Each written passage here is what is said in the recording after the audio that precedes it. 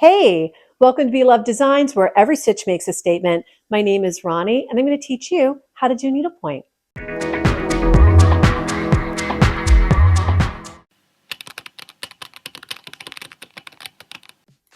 So here's the deal. I created this fabulous key fob kit and gifted it to a bunch of my friends, and not a single one of them knows how to do needlepoint. So I'm like, you know what? I need to create a video for them. And if I'm doing it for them, why not invite everybody and make it into a party? So if you're new to the Be Love Designs family, welcome.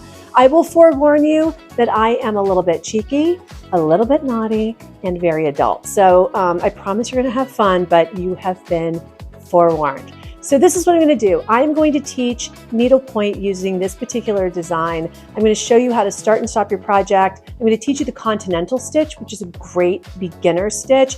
And then I'm going to show you some hints and tips along the way to hopefully make your needlepoint journey a fun and fabulous one. So let's get started. Okay, so let's first cover the number one rule in needlepoint. There are no rules in needlepoint. That's the number one rule. There are none. This is your canvas. You decide where you're going to start, what threads you're going to use, what stitches you're going to use, how and when. There is no wrong move you can make here ever. So just remember that as you're going into this, okay? There are only some helpful things that you should know about to make your journey a little bit more successful and easier. But at the end of the day, you are not screwing this up, okay? All right, so first and foremost, I'll just let you know, I took the liberty of just doing some white stitches here because I want to start up in this upper right-hand corner. And the reason why I do that is if you have a design like this where you have a lot of white interspersed throughout, what's going to happen is you've got your white and then you lay down your more vibrant colors. If I were to do it the other way around and had the vibrant colors first, as I was laying down that white, I would drag it through and pick up those threads along with those vibrant colors, and I would muddy up the white. So to keep from doing that, I do the whites first. That's the only tip, but again, you do and start wherever you want.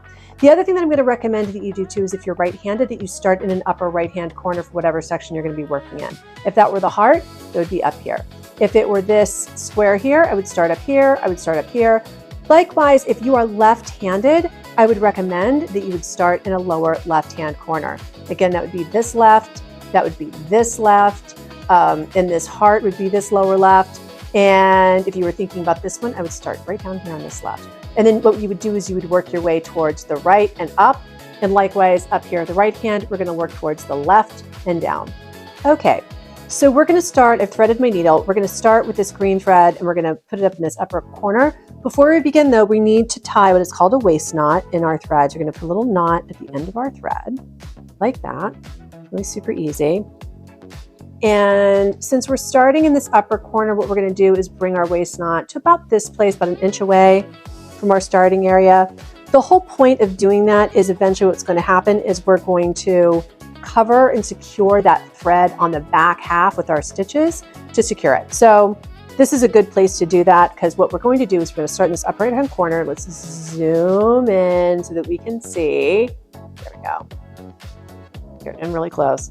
Okay, so all of these little hash marks, this is where we want to cover our threads. And you will see that we have these holes around each of those hash marks, right? What we're going to do is we want to start in the lower left-hand corner and we want to travel up and insert into the right-hand corner. So let's go ahead and do that. Here we go. There we've taken our first stitch, okay? And because we're doing Continental, we're going to travel from right to left, and then we're going to come back. So let's go into that lower left-hand corner again, and we're going to travel up to the upper right-hand corner. The way that I learned this is a cute way to say that we're traveling from the state of Texas to the state of Maine. But seriously, in the state of Texas, since corpses have more rights than I do as a woman, I'd rather say Tulum, Mexico, where I can go and get my chakras realigned by an Incan shaman on the beach. Doesn't that sound lovely? So that's what we're going to do. We're going to travel from Tulum, and then instead of going to Maine, which I do love Maine, I'm going to go to Boston, where we've been denouncing kings since 1776, fighting the American Revolution and freedom. Love that. So you see where I'm coming from now, right? Okay, now we're going to travel back. We're going to go, we finished this row. Now I could continue on this way, but for our purposes here, me wanting to teach you how to do this section, I'm going to bring you down. And the way in which I do that is we're going to do that return trip, and we're going to travel from Boston, and we're going to head down to Tulum. Go to Boston to Tulum. And I want to joke and say that the whole reason why we're doing that is because it's literally like 13 degrees out and it's lovely in Tulum right now. But that's really not the case. What we're really trying to do is make sure that we have are providing a lot of coverage on the back side. And we're trying to eliminate warping as much as possible, which will happen if we're doing a continental stitch. So eventually you will want to learn the basket weave, which is kind of like the gold standard for needlepoint, okay? So we finished that row. So we're gonna go back, we're gonna travel back from right back to left. So what we're gonna do is, again, we're gonna come down to Tulum, the beautiful beaches in Tulum, and we're gonna travel to Boston, Massachusetts. We've been spilling the tea since 1776. Providing safe health care for women for decades. Because that's what we do here. Amen to that. All right. Tulum to Boston. Tulum to Boston. I'm going to do one more row for our purposes here because I want to show you how to change our threads. We're going to pretend that we've come to the end of our threads and we need to change them. The way in which we do that, I'm going to recommend this to you guys. Never stop halfway through a row to change out your threads, okay? Never do that. What we want to do is we want to complete the entire row before we change our threads, okay?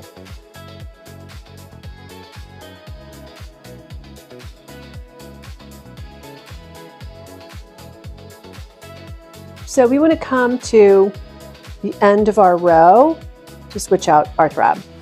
You never want to stop in the middle because if you stop in the middle, you could end up warping your thread, so you don't want to do that.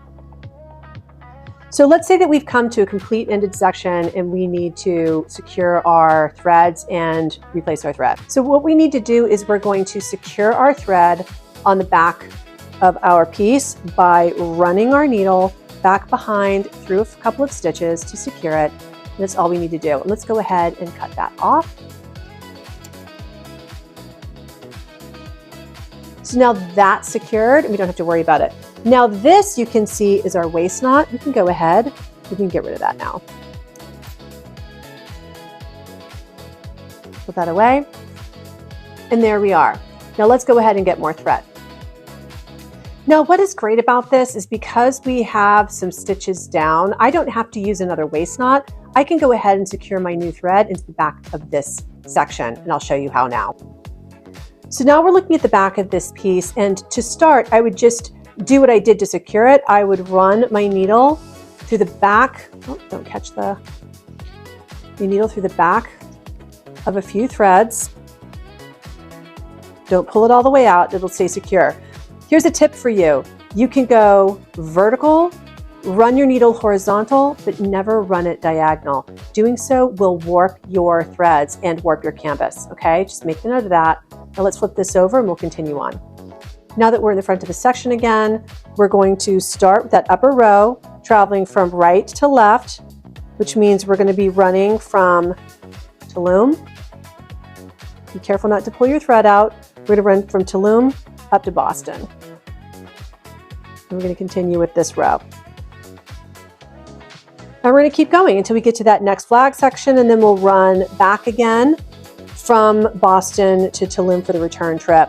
And basically you just do that back and forth until you're done, guys. It's not hard. It really isn't. Once you pick this up, it's going to be therapeutic. It's going to be fun. Sometimes you may knot your thread. If that happens, just pull it out a little bit. You should be good to go. All right. So here's the deal, everyone. Your job is to finish all of this, including the flags, the green, all of it. When you're done with that, you're going to reserve this blue outer edge for the binding stitch on all four sides. I have a tutorial for that. So get ready. All of this first, then come back and we'll do the binding stitch, okay? Thanks for watching. And you know, that's pretty much it, you guys. I hope you learned something new. I hope you have fun with this. If you have any questions, just DM me on the platform you found me. And for more tutorials, just visit me on beloveddesigns.com or on my YouTube channel at beloveddesigns 2025. And until next time, be bold, be kind, and be love. Thanks for watching. Take care.